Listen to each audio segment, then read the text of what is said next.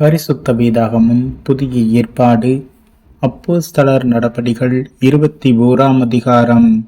நாங்கள் அவர்களை விட்டு பிரிந்து துறை பெயர்ந்த பின்பு நேராயோடி கோஸ் தீவையும் மறுநாளில் ரோது தீவையும் சேர்ந்து அவ்விடம் விட்டு பத்தாரா பட்டணத்துக்கு வந்து அங்கே பெனிக்கே தேசத்திற்கு போகிற ஒரு கப்பலை கண்டு அதிலே ஏறி போனோம். சீப்ரு தீவை கண்டு அதை இடதுபுறமாக விட்டு சீரியா நாட்டிற்கு ஓடி தீரு பட்டண துறையில் இறங்கினோம். அங்கே கப்பலின் சரக்குகளை இறக்க வேண்டியதாயிருந்தது.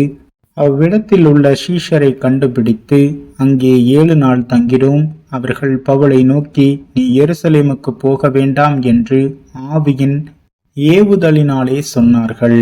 அந்த நாட்கள் நிறைவேறின பின்பு நாங்கள் புறப்பட்டு போகையில் அவர்கள் எல்லாரும் மனைவிகளோடும் பிள்ளைகளோடும் கூட பட்டணத்துக்கு புறம்பே எங்களை வழிவிட்டு அனுப்பும்படி வந்தார்கள்.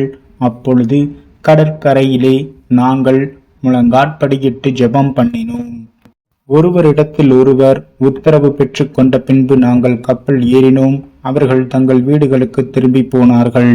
நாங்கள் கப்பல் யாத்திரையை முடித்து தீரு பட்டணத்தை விட்டு பித்தோலோமாய் பட்டணத்துக்கு வந்து சகோதரரை வினாவி அவர்களிடத்தில் 1 நாள் தங்கினோம். மறுநாளிலே பவுலை சேர்ந்தவர்களாகிய நாங்கள் புறப்பட்டு செசரியா பட்டணத்துக்கு வந்து 7 பேரில் ஒருவனாகிய பிலிப்பென்னும் சுவிசேஷகனுடைய வீட்டிலே பிரவேசித்து அவனிடத்தில் தங்கினோம். தீர்க்க தரிசனம் சொல்லுகிற கன்னிய ஸ்திரீகளாகிய 4 குமாரத்திகள் அவனுக்கு இருந்தார்கள். நாங்கள் அநேக நாள் அங்கே தங்கி இருக்கையில் அகபு என்னும் பேர் கொண்ட ஒரு தீர்க்கதரிசி யூதேயாவில் இருந்து வந்தான். அவன் எங்களிடத்தில் வந்து பவுலினுடைய கச்சையை எடுத்து தன் கைகளையும் கால்களையும் கட்டிக்கொண்டு, இந்த கச்சையை உடையவனை எருசலேமில் உள்ள யூதர் இவ்விதமாய் கட்டி புறஜாதியார் கைகளில் ஒப்பு கொடுப்பார்கள் என்று பரிசுத்த ஆவியானவர் சொல்லுகிறார் என்றான். இவைகளை நாங்கள் கேட்டபொழுது எருசலேமுக்கு போக வேண்டாம் என்று நாங்களும் அவ்விடத்தாரும் அவனை வேண்டிக் கொண்டோம். அதற்கு பவுல், நீங்கள் அழுது என் இருதயத்தை ஏன் உடைந்து போக பண்ணுகிறீர்கள்? எருசலேமில் நான் கர்த்தராகிய இயேசுவின் நாமத்திற்காக கட்டப்படுவதற்கு மாத்திரமல்ல, மரிப்பதற்கும் ஆயத்தமாயிருக்கிறேன் என்றான். அவன் சம்மதியாதபடியினாலே கர்த்தருடைய சித்தம் ஆக கடவதென்று அமர்ந்திருந்தோம். அந்த நாட்களுக்கு பின்பு நாங்கள் பிரயாண சாமான்களை ஆயத்தம் பண்ணி கொண்டு எருசலேமுக்கு போனோம். செசரியா பட்டணத்தில் உள்ள சீஷரில் சிலர் எங்களுடனே கூட வந்ததுமன்றி சீப்புரு தீவானாகிய மினாசோன் என்னும் ஒரு பழைய சீஷனிடத்திலே நாங்கள் தங்கும்படியாக அவனையும் தங்களோட கூட்டிக் கொண்டு வந்தார்கள்.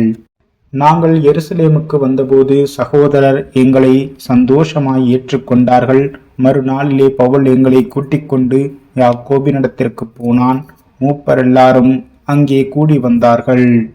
அவர்களை அவன் வினாவி தன் ஊழியத்தினாலே தேவன் புற ஜாதிகளிடத்தில் செய்தவைகளை ஒவ்வொன்றாய் விவரித்து சொன்னான். அதை அவர்கள் கேட்டு கர்த்தரை மகிமைப்படுத்தினார்கள்.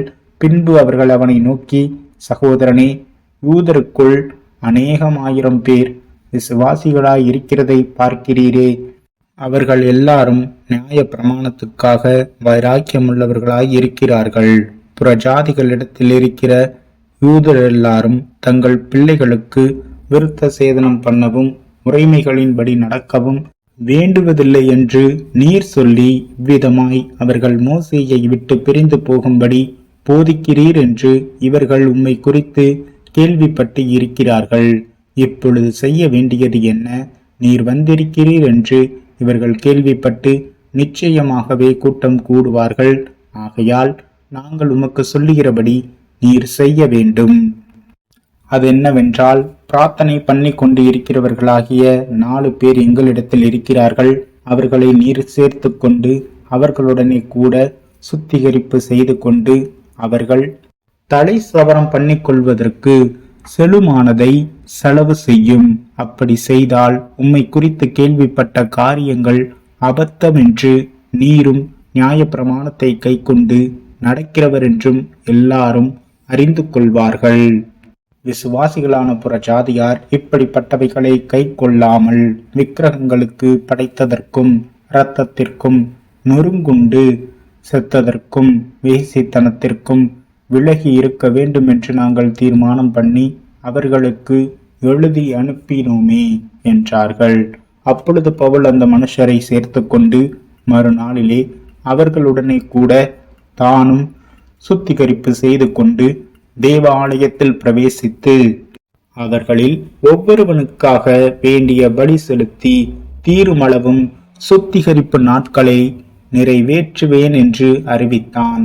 அந்த 7 நாட்களும் நிறைவேறி வருகையில் ஆசியா நாட்டிலிருந்து வந்த யூதர்கள் அவனை தேவாலயத்தில் கண்டு ஜனங்கள் எல்லாரையும் எடுத்துவிட்டு அவன் மேல் கை போட்டு, இஸ்ரவேலரே, உதவி செய்யுங்கள், நம்முடைய ஜனத்திற்கும் வேத பிரமாணத்திற்கும் இந்த ஸ்தலத்திற்கும் விரோதமாக எங்கும் எல்லாருக்கும் போதித்து வருகிறவன் இவன்தான்.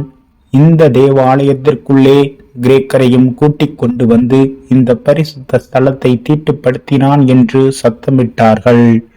எபேசியனாகிய தூரோபீமு என்பவன் முன்னே நகரத்தில் பவுலுடனே கூட இருக்கிறதை கண்டிருந்தபடியால் பவுல் அவனை தேவாலயத்தில் கூட்டிக் கொண்டு வந்திருப்பார் என்று நினைத்தார்கள்.